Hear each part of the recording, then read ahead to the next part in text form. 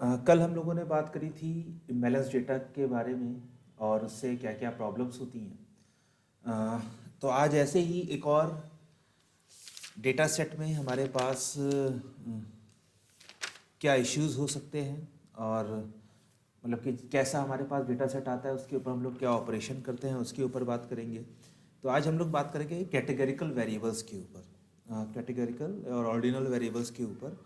और अगर थोड़ा समय मिला तो फिर हम बात कर लेंगे फीचर इंपॉर्टेंस के ऊपर, बट अभी आज हम लोग बात करेंगे categorical variables and how to handle them.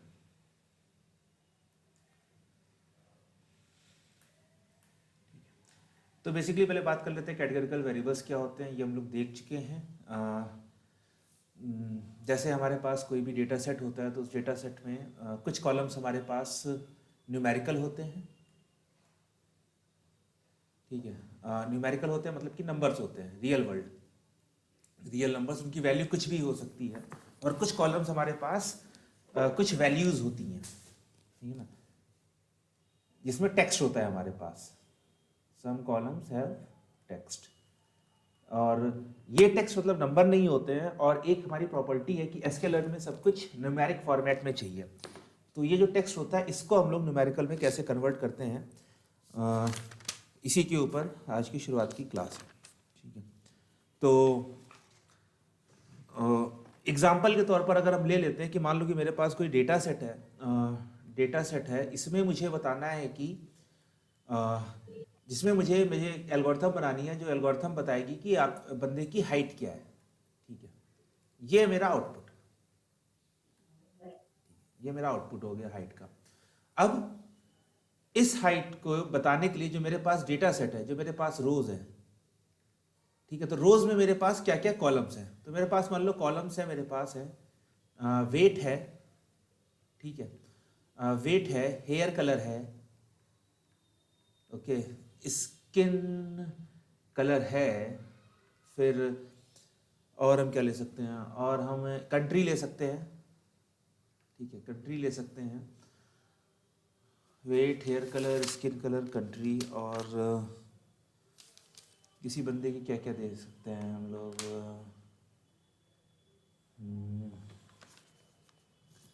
Height. चलो अभी इतना ही लेते हैं कि अगर आपके पास ये 5 कॉलम्स हैं, weight, hair colour, skin colour, country, sir हम क्या ले और रहे इनको हैं? देखकर आपको हाइट। प्रिडिक्ट करना है कि बंदे की हाइट कितनी है, ठीक है, बंदे की हाइट कितनी है। तो इसमें जैसे वेट होगा तो वेट आपके पास केजीज में आ जाएगा कि 70 केजी। अगर मैं एक टेबल बनाऊं, तो वेट, हेयर कलर, स्किन और इधर कंट्री, ठीक है।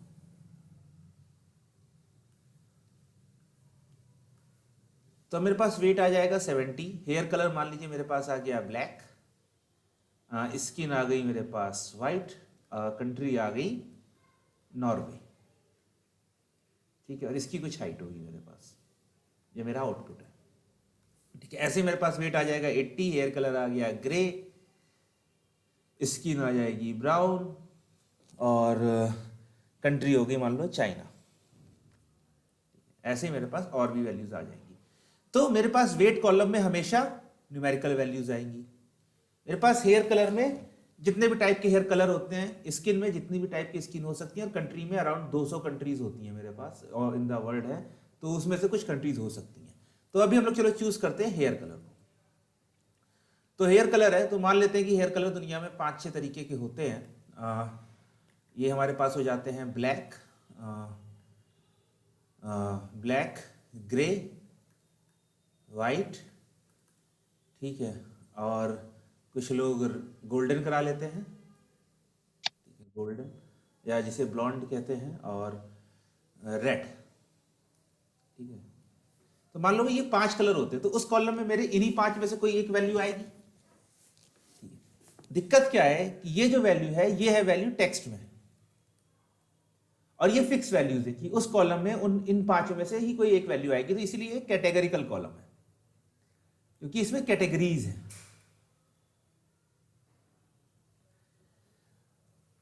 तो ये कैटेगरिकल कॉलम है, इसमें खाली टेक्स्ट वैल्यूज हैं, दिक्कत क्या है कि हमारा जो एसके लर्न होता है उसको सारी चीजें चाहिए होती हैं, या मशीन लर्निंग में सारी चीजें होनी चाहिए न्यूमेरिकल।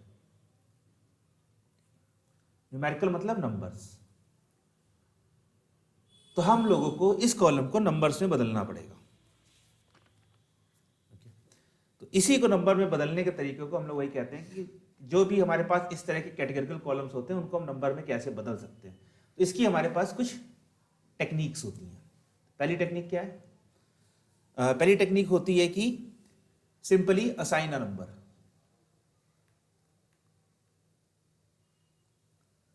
मतलब मेरे पास यहां पर ब्लैक, ग्रे, वाइट और ब्लॉन्ड और रेड, ये 5 कलर थे। तो मैं इनको नंबर दे दूंगा। मैं कह दूंगा कि जहां पर ब्लैक है वहां पर 1 फिल कर दो, जहां पर ग्रे है 2, व्हाइट में 3, ब्लॉन्ड में 4 और रेड में 5। इस तरह मैंने इनकी नंबरिंग कर दी। ठीक है, तो मैंने इस तरह की नंबरिंग मैं कर सकता हूं। ठीक है, कर सकता हूं, बट नंबर्स के साथ एक प्रॉब्लम आ जाती है। क्या चीज आ जाती है? Numbers have a problem. वो प्रॉब्लम क्या है कि दे हैव इनहेरेंट ऑर्डर। इनके पास पहले से ही ऑर्डर होता है। मतलब क्या ब्लैक व्हाइट से बुरा है? नहीं है। हेयर कलर तो हेयर कलर है, तो उसकी एक प्रॉपर्टी हुई। बट अगर मैंने इसको नंबर में कन्वर्ट कर दिया तो ब्लैक हो गया 1, व्हाइट हो गया 3, तो मशीन लर्निंग एल्गोरिथम क्या सोचेगी कि जिसके व्हाइट बाल हैं उसको प्रेफरेंस ज्यादा देनी है, और अगर रेड आ गया तो सबसे ज्यादा देनी है।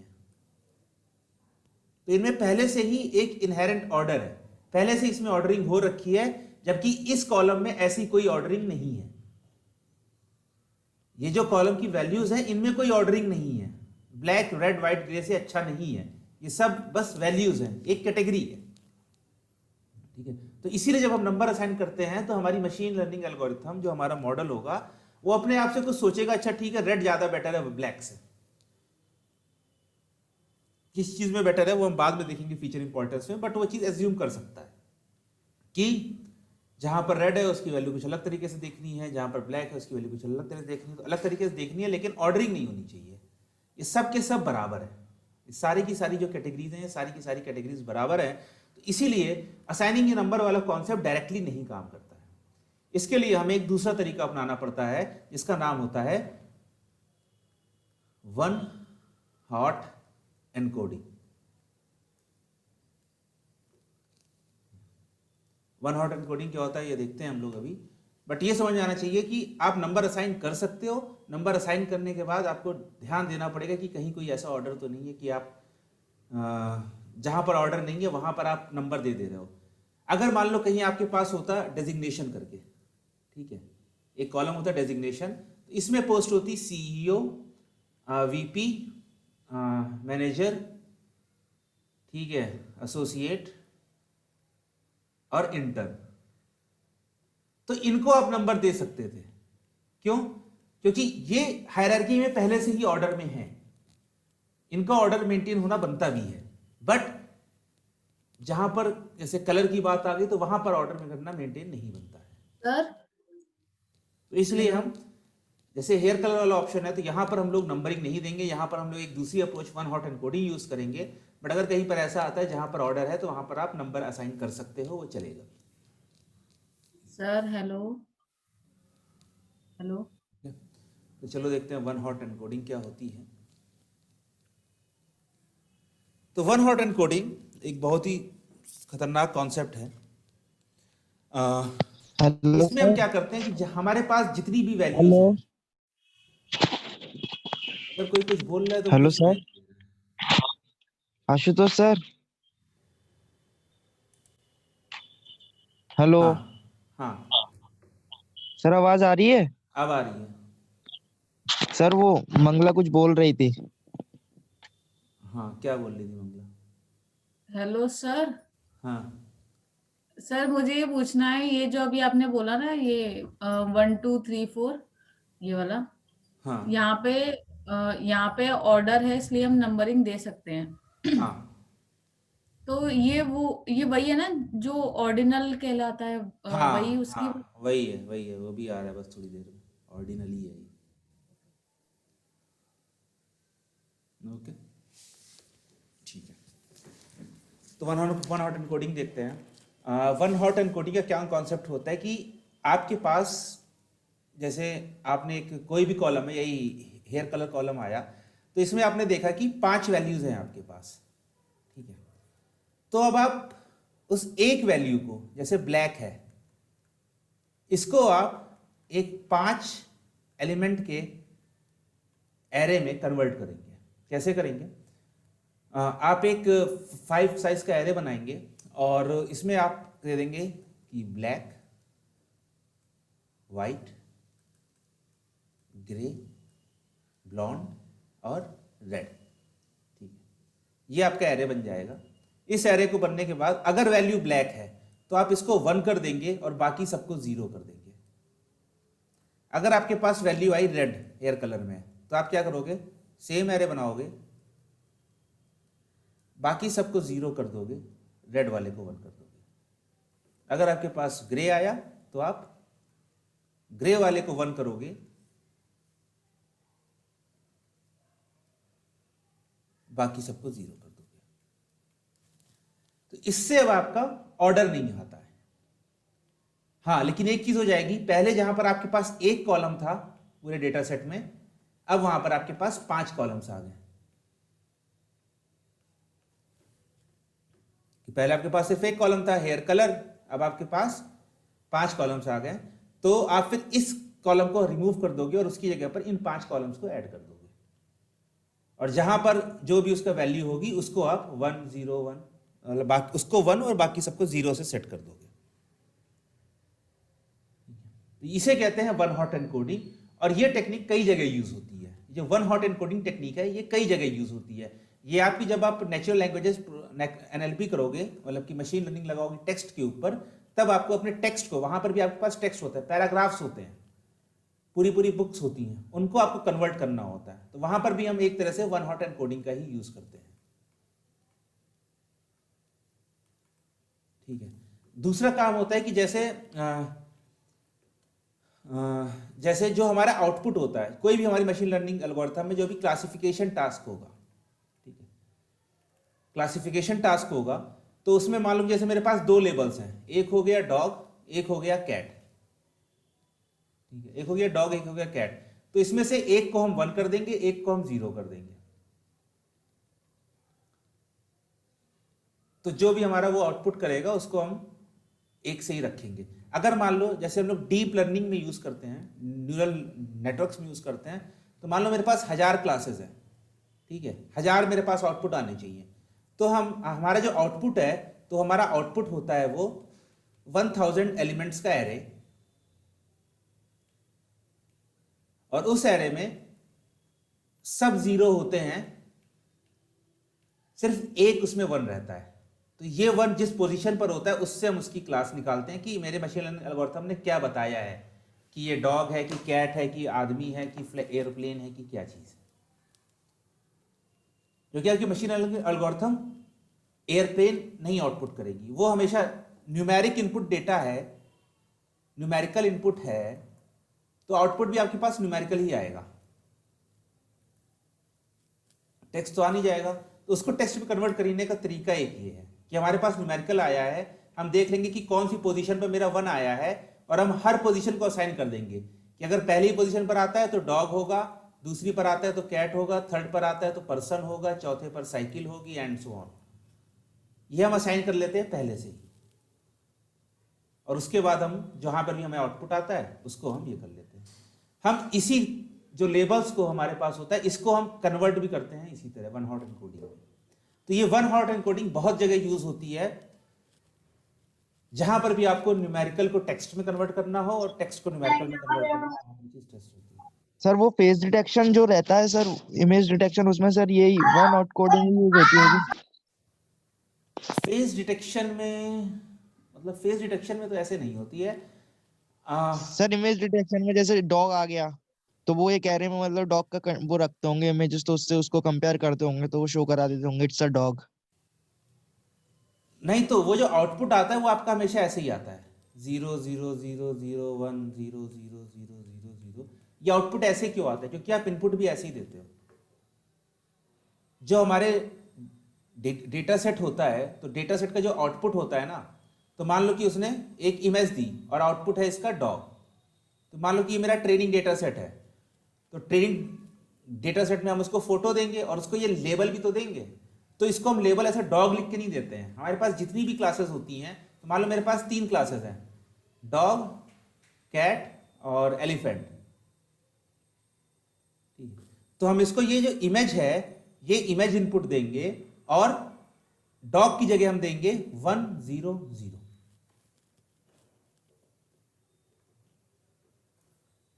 तो मशीन लर्निंग में इनबिल्ट मतलब कहीं वन हॉट एन्कोडिंग नहीं यूज होती है। ये यूज होती है कि अपने आपके टेक्स्ट डेटा को न्यूमेरिकल या फिर न्यूमेरिकल डेटा को टेक्स्ट में कन्वर्ट करने के लिए।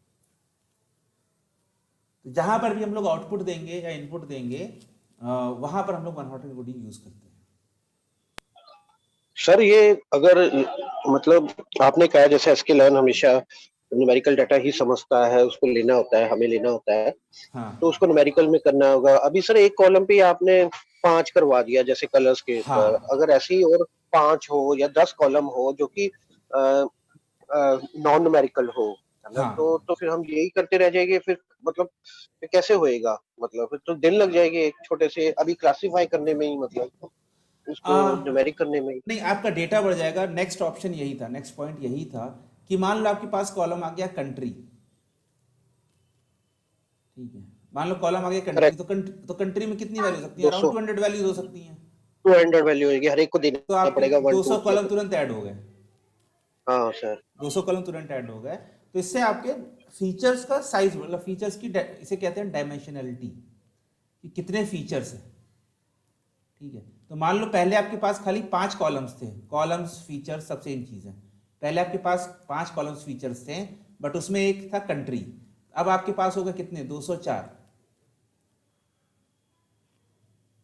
200 कंट्री से आ गए और 4 जो उसके साइड वाले हैं। तो इससे हम लोग कहते हैं इसकी डायमेंशनलिटी बढ़ गई है। तो इससे हमारी एल्गोरिथम्स को दिक्कत होती है। मतलब पहले होती थी, अभी जब न्यूरल नेटवर्क्स आ गए तो उन्होंने कहा कि हम सब झेल लेंगे, कोई दिक्कत नहीं है। बट हम चाहते हैं कि ये हमारी कम रहे, जिसकी, क्योंकि 200 कॉलम्स बढ़ गए तो हम लोग ये चीज चाहते हैं कि ये चीज हमारी कम रहे। तो और वैल्यू मेरे पास कैसे आएगी? मेरे पास जो पूरी मैट्रिक्स होगी, तो 4 में तो चलो डेटा है, बाकी ये कंट्री वाले आपके सारे कॉलम्स हैं, सारे कॉलम्स कंट्री वाले हैं। तो इसमें 1 एक जगह रहेगा और बाकी सब जगह 0 0 0 रहेगा। इसे हम लोग कहते हैं स्पार्स मैट्रिसेस। स्पार्स मैट्रिक्स क्यों है? कि ये लोग खाली हैं। जैसे हम लोग इसे कह सकते हैं स्पार्स फीचर्स भी कह सकते हैं, क्योंकि ये खाली हैं। सो ये दिक्कत करते हैं, तो ये दिक्कत करते हैं हमारे पास। तो इन केसेस में हम एक डिफरेंट अप्रोच यूज कर सकते हैं। ठीक है, वो डिफरेंट अप्रोच क्या है? कि जहां पर मेरे पास कंट्री कॉलम है, ठीक है ना, तो अप्रोच हो गई कि wherever where there is country value,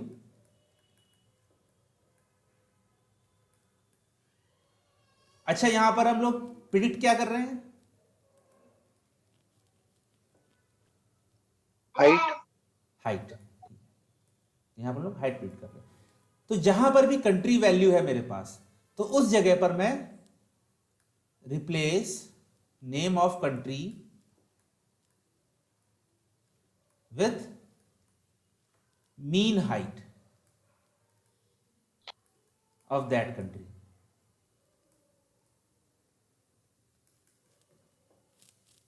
क्योंकि हम हाइट प्रिडिक्ट कर रहे हैं, तो हम जहां पर भी हमारे पास कंट्री हो है, उसकी जगह पर हम लोग मीन हाइट प्रिडिक्ट कर दें। मतलब कि जो भी चीज हम लोग प्रिडिक्ट कर रहे हैं, हम लोग उसकी मीन वैल्यू यूज कर लें वहां पर।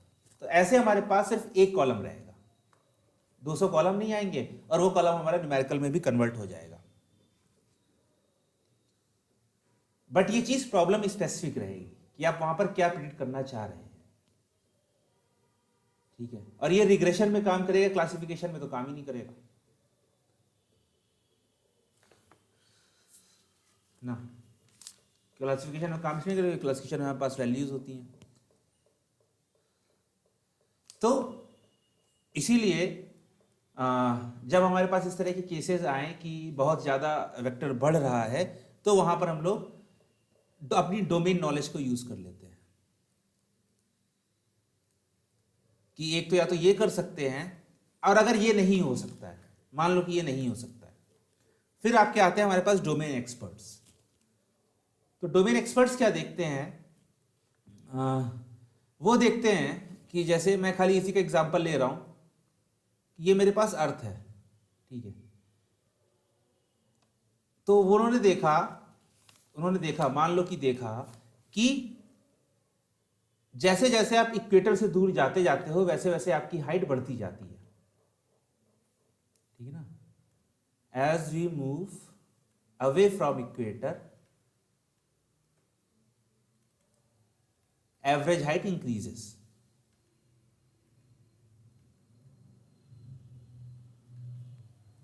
उन्होंने मान लो ये देखा, तो अब वो लोग क्या कहेंगे कि अब आप कंट्री की जगह, जो भी आपकी कंट्री के पास वैल्यू थी, उसकी जगह आप रिप्लेस कर दो distance of country from equator.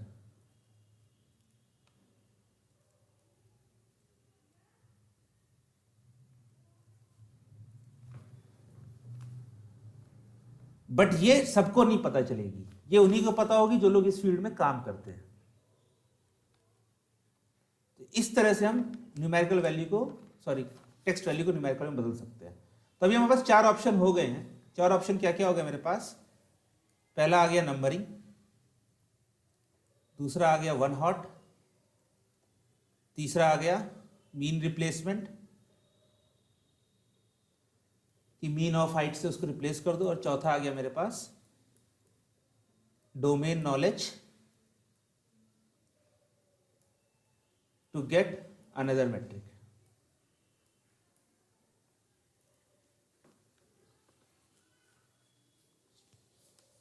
ठीक है, तो अगर आपके पास, तो हम सबसे ज़्यादा हम लोग जो यूज़ करते हैं वो वन हॉट ही करते हैं, अगर ज़्यादा कॉलम्स नहीं है, अगर उसके पास ज़्यादा वैल्यूज़ नहीं है, नहीं तो मीन रिप्लेसमेंट कर लेते हैं या फिर नंबरिंग कर लेते हैं।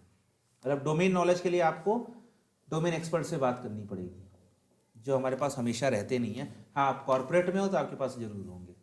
जैसे मान लीजिए कि आपकी जॉब एक फार्मास्यूटिकल में लग गई, क्योंकि फार्मास्यूटिकल से डेटा साइंस मशीन लर्निंग वालों को बहुत उठाते हैं, तो वहाँ पर जैसे किसी दवाई के ऊपर काम कर रहा है तो वो डोमेन नॉलेज बता रही है कि क्या चीज़ होती है।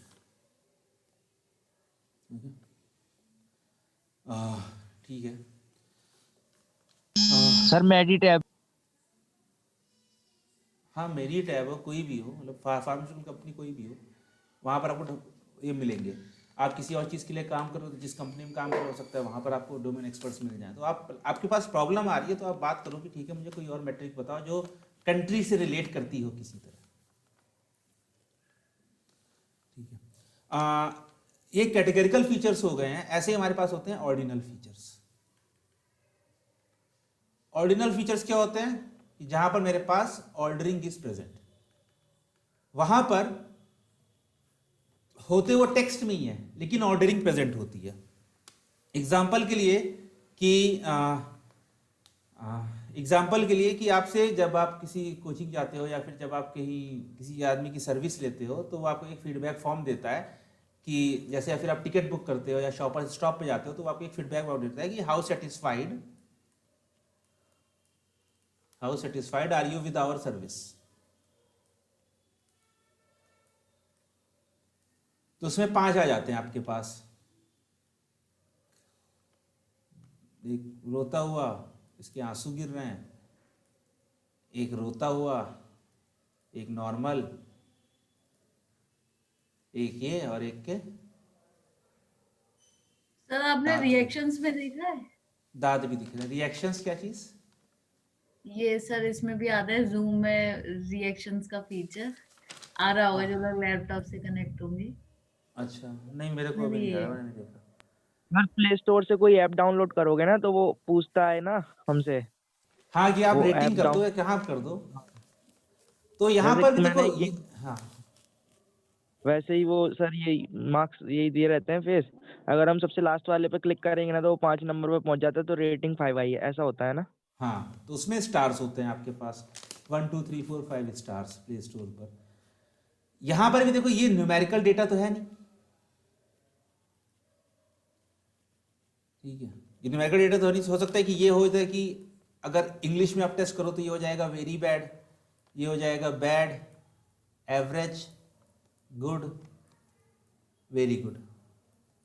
तो अब ये न्यूमेरिकल डेटा नहीं है, लेकिन इसमें एक ऑर्डरिंग है कि very bad is better, bad than bad, average is good then greater than bad, good is greater than average, very good is greater than good. तो यहां पर ऑर्डरिंग मेरे पास है।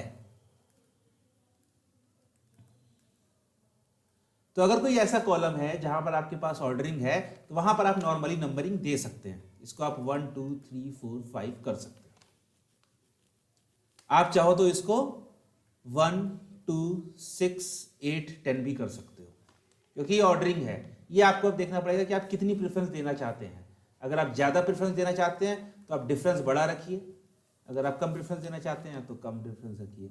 कि अगर आप ऑर्डरिंग दे रहे हैं तो आप बता रहे हो कि हाँ ये चीज़ अच्छी है, ये चीज़ खराब है। कितनी अच्छी है कितनी खराब है ये आप अपने उसके हिसाब से देखेंगे। सर फार्मेटिकल में एक बार रियल एग्जांपल दीजिए ना, वो कैसे यूज करते हैं फार्मा वाले? क्या चीज़? सर ये वन हॉट कोडिंग को। वन हॉट एन्कोडिंग को खाली फार्मा वाले नहीं यूज करते हैं, को कहीं पर भी यूज होता है। अब फार्मास्यूटिकल में कोई data set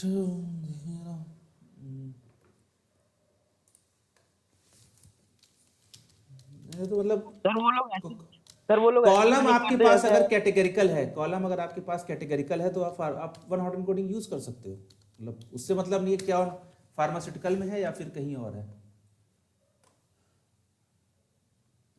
drugs and medications data set है, देखिए क्या है इसमें। वन कंपटीशन है, मैकेनिज्म ऑफ एक्शन प्रेडिक्शन,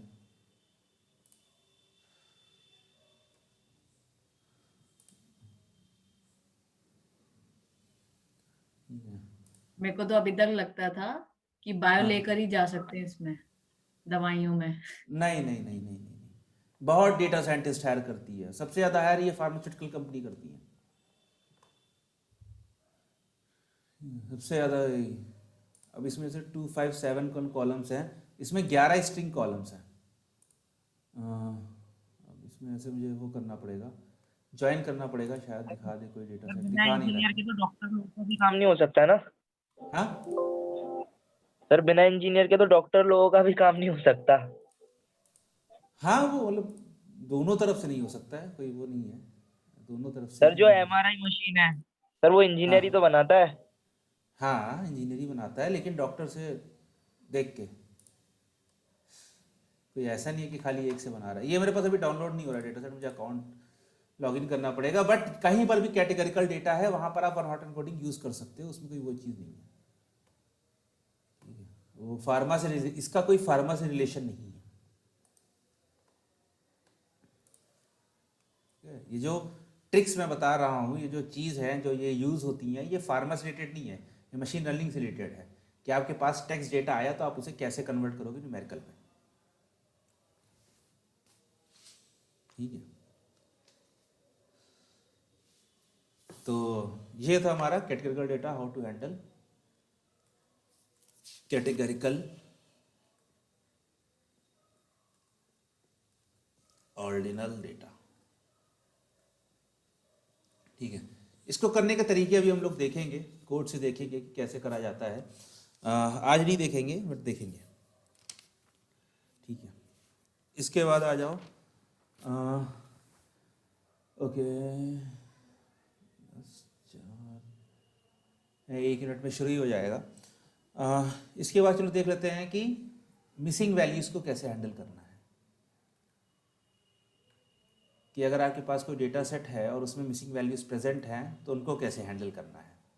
अभी तक बट सर अभी हम आगे बढ़ेंगे ना इसमें, क्या कहते हैं, ये हाइट निकालने में अभी हम निकालेंगे ना हाइट? नहीं, मतलब वो एग्जाम्पल था ऐसा। अच्छा, अब मैंने आपने कहा सर वो हाँ, हाँ, बताइए। नहीं बोलो बोलो सर, नहीं मैं नहीं कह बोलो रहा था सर। कि जैसे हमारे पास डेटा सेट आया, बट हमें रिक्वायरमेंट थी कि उस कॉलम को हमें न्यूमेरिकल में बदलना था।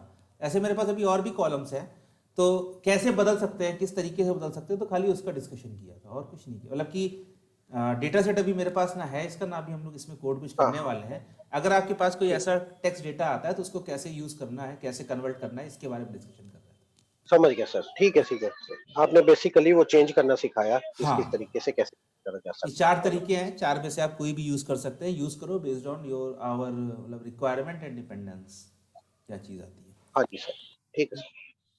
ओके। ओके, तो चलो देख लेते हैं कि मिसिंग वैल्यूज अगर प्रेजेंट है डेटा सेट में तो उन्हें कैसे कर सकते हैं हम लोग। तो इसको बेसिकली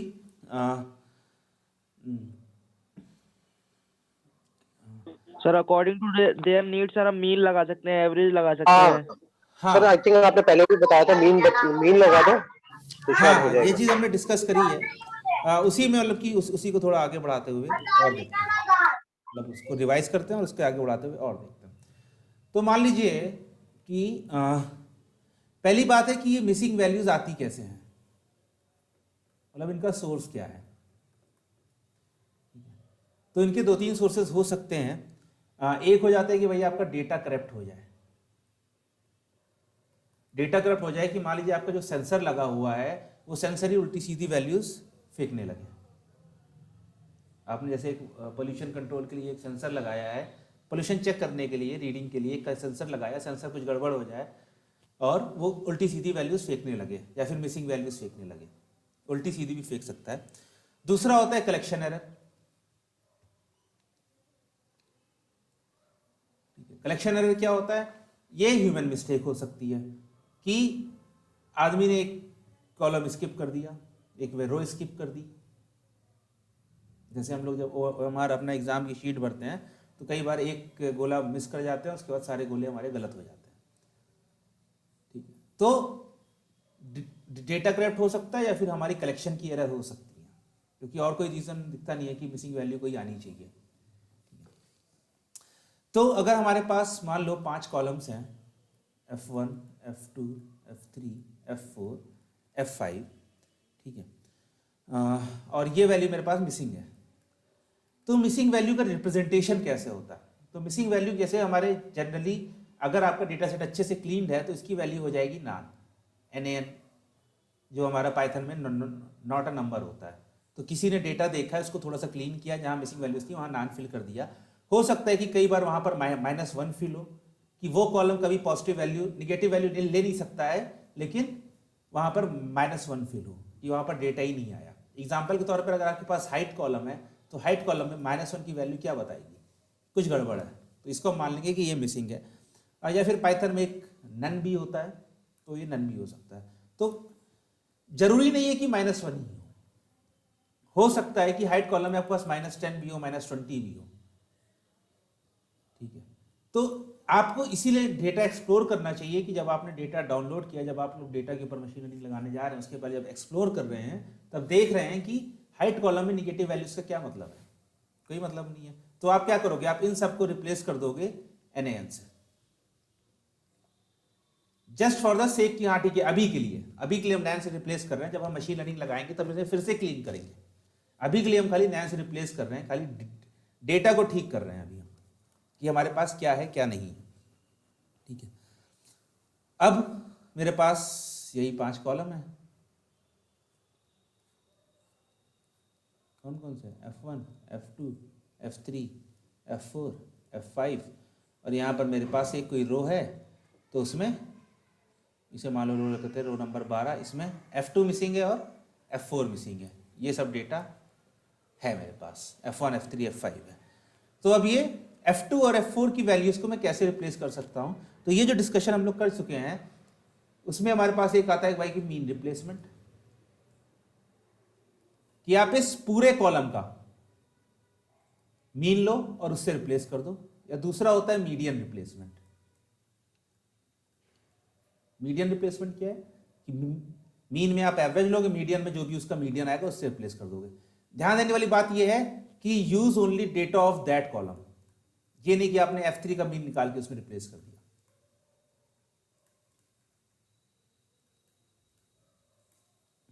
तो अगर F2 में मिसिंग वैल्यू है तो आप F2 का ही मीन निकालकर उससे रिप्लेस करोगे, और अगर F4 में मिसिंग है तो आप खाली F4 का मिसिंग निकालकर उसमें रिप्लेस करोगे, ठीक है ना, आप किसी और में रिप्लेस नहीं करोगे। अब ये तो हो गया अगर ये मेरे पास न्यूमेरिकल कॉलम है तभी आप मीन और मीडियन निकाल पाओगे। अगर आपके पास कैटेगरिकल कॉलम आ गया तब आप मीन और मीडियन तो निकाल नहीं पाओगे। तो कैटेगरिकल कॉलम के लिए होता है मेरे पास मोस्ट फ्रीक्वेंट रिप्लेसमेंट, कि जो भी वैल्यू सबसे ज्यादा यूज हुई है उस कॉलम में उससे आप रिप्लेस कर दो, उसी को हम लोग कहते हैं मोड। अगर न्यूमेरिकल है तो मीन या मीडियन कर दो, और अगर कैटेगरिकल है तो आप उससे कर दो, मोस्ट फ्रीक्वेंट से कर दो, ठीक है। ये हो गई एक अप्रोच, ठीक है। इस अप्रोच को करने के लिए आपको ज्यादा दिमाग नहीं लगाना पड़ेगा। sklearn में एक चीज होती है, इम्प्यूटर करके एक क्लास है, तो आप इम्प्यूटर लगा सकते हो। इम्प्यूटर में आप बता दो कि आपको मीन से करना है, मीडियन से करना है कि मोड से करना है, वो अपने आप सारे कॉलम्स को उसी हिसाब से रिप्लेस कर देगा, ठीक है। ये भी हम लोग देखेंगे जब हम लोग कोड करेंगे डेटा सेट के ऊपर। दूसरा तरीका क्या है कि इंप्यूट करो बेस्ड ऑन क्लास लेवल। इसका क्या है कि इसको मैंने उठा लिया, ठीक है। अब मान लेते हैं मेरे पास यहां पर आउटपुट आ गया और मेरे पास यहां पर दो रोज हैं, ये रो नंबर 26, यहां पर भी मिसिंग वैल्यूज हैं, ठीक है। यहां पर आउटपुट था 1, यहां पर आउटपुट था 0, ठीक है। तो अब जब मैं रो नंबर 12 में इंप्यूट करूंगा, रो नंबर 12 में, तो मैं लूंगा ओनली, मान लो कि मैं मीन या मीडियन से कर रहा हूं या मीन से कर रहा हूं, तो only take mean of those rows which have output as 1।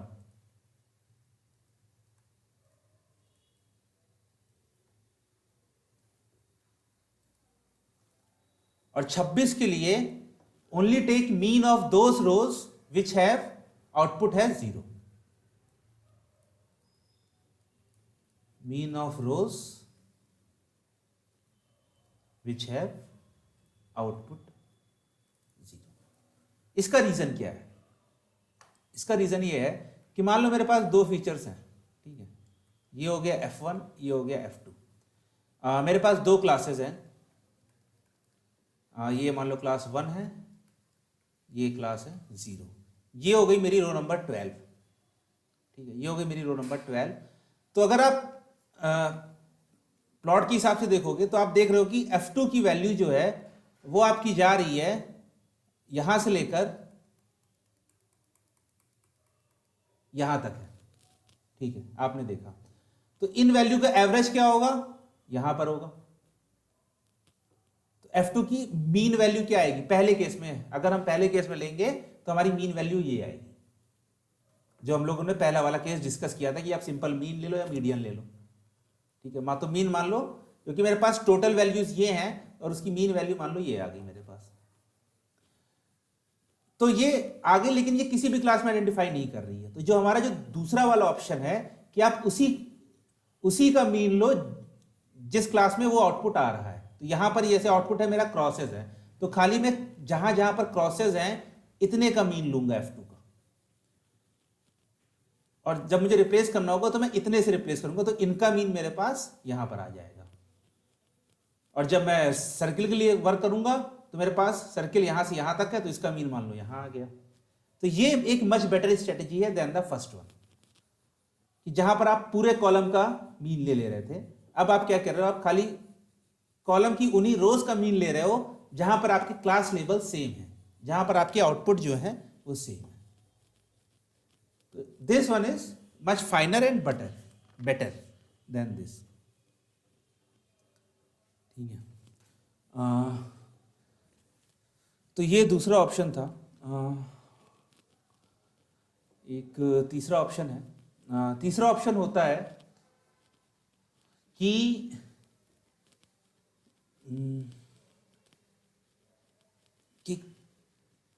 Create use machine learning to do that. Meeting end हो जाएगी, मैं मीटिंग एंड करता हूँ, वापस ज्वाइन कर लो, फिर उसको डिस्कस करते हैं, नहीं तो ब्रेक हो जाएगा, ठीक है।